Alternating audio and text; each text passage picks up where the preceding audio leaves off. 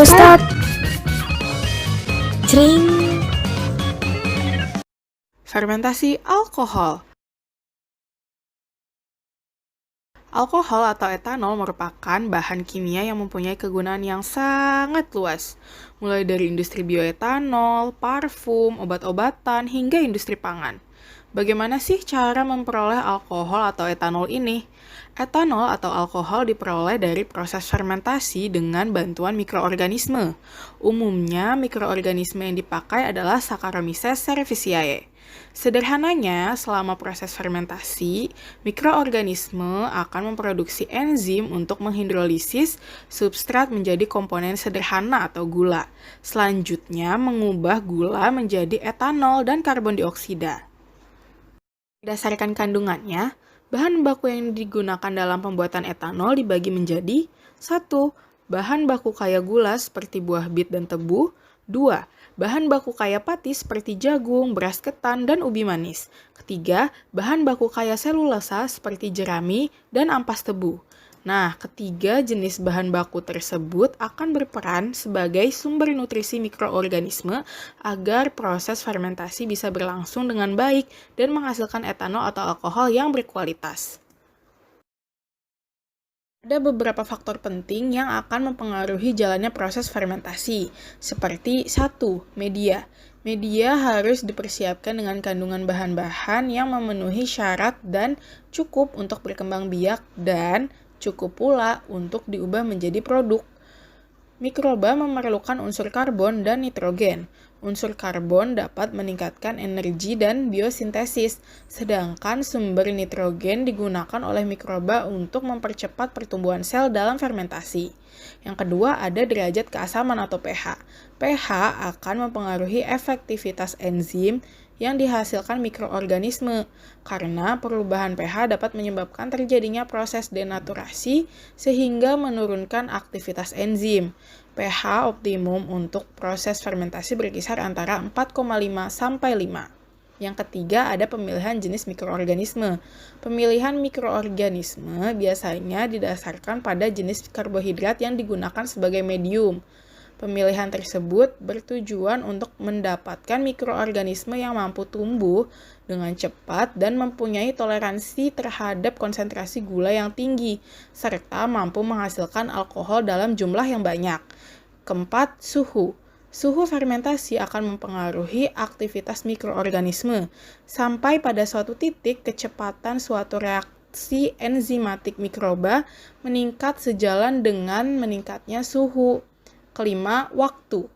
Waktu yang digunakan untuk fermentasi bergantung pada jenis substrat, suhu, pH, fermentasi, dan mikroorganisme yang digunakan. Brem, salah satu produk fermentasi alkohol khas Indonesia. Terdapat dua jenis, yakni brem padat dan brem cair. Lalu, apa sih perbedaannya? Perbedaannya terletak dari bentuk dan proses pembuatannya, di mana brem padat berasal dari sari tape ketan yang diperas lalu dikeraskan, kemudian dituangkan ke meja cetakan, lalu dijemur. Sedangkan brem cair berasal dari perasan sari tape ketan yang ditambahkan air dengan volume yang sama, kemudian diperam dalam tabung bambu sampai kadar alkohol yang dikehendaki. Berikut beberapa jenis brem padat dan cair yang beredar di pasaran. Daerah penghasil brem padat yang terkenal yaitu daerah Madiun, yang dikemas berbentuk lempengan balok berwarna putih kekuningan, serta memiliki rasa asam manis. Lalu ada Bali dan Nusa Tenggara, penghasil brem cair terkenal di Indonesia. Pada brem cair khas Bali berwarna putih, sedangkan brem cair khas Nusa Tenggara berwarna merah. Kalau brem merupakan salah satu produk fermentasi alkohol, jadinya brem ini halal atau haram ya?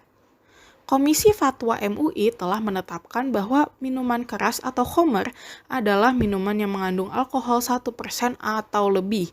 Sedangkan kandungan utama yang ada pada brem padat adalah gula, pati terlarut, dan asam laktat, sehingga tidak termasuk ke dalam makanan yang memabukkan.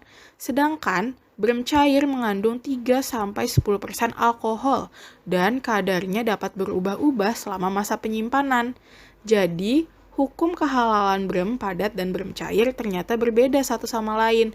Brem padat tidak diharamkan karena tidak menimbulkan mabuk bagi orang yang mengonsumsinya, sedangkan brem cair dapat ditetapkan haram hukumnya. Jadi, gimana sih cara membuat brem?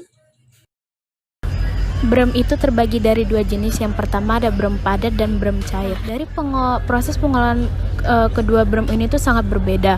Nah, kalau dalam brem padat ini bahan baku utama dalam pembuatan brem padat ialah ketan dan ragi tape. Bahan pembantu dalam proses ini ialah air. Menurut Setiorini, tahapan dalam pembuatan brem padat ialah pencucian dan perendaman ketan, pengukusan peragian dan fermentasi, pengepresan, pemakatan, lalu ada pengadukan, pencetakan, dan penjemuran. Nah, kalau dalam brem cair itu proses pengolahannya pun hampir sama, tetapi pengolahan brem cair melalui beberapa tambahan proses, yaitu persiapan bahan baku, pencucian dan perendaman, pemasakan beras ketan hitam atau beras ketan putih, pendinginan, lalu peragian, lalu ada fermentasi, lalu pengepresan atau pemasaman brem atau bisa disebut dengan fermentasi, lalu ada pematangan, pencampuran, filtrasi, lalu ada pembotolan, pelabelan, pengepakan dan penyimpanan. Nah, itu beberapa proses pengolahan dalam brem cair. Jadi dalam brem padat dan brem cair itu sebenarnya tidak terlalu berbeda dalam proses pengolahannya, tetapi hanya hasil akhirnya saja yang berbeda. Mekanisme fermentasi. Fermentasi dalam pembuatan brem berlangsung dalam dua tahap, yaitu tahap fermentasi gula dan tahap fermentasi alkohol. Proses fermentasi akan dibantu dengan sebuah ragi yang dibuat dengan bantuan kapang atau mikroorganisme pengurai. Fermentasi dapat berlangsung apabila bahan ditutup sehingga kedap udara karena fermentasi berlangsung secara anaerobik. Fermentasi berlangsung tidak spontan, artinya dapat berlangsung dengan penambahan ragi atau starter pada bahan baku. Pati yang terdapat pada ketan hitam atau ketan putih akan dipecah menjadi gula-gula sederhana. Pemecahan ini dilakukan oleh enzim amilase yang dihasilkan oleh mikroorganisme yang terdapat di dalam ragi. Kemudian, molekul gula sederhana atau molekul glukosa akan diubah menjadi dua molekul asam pirufat, di mana proses ini terjadi pembentukan 2 ATP dan 2 NADH.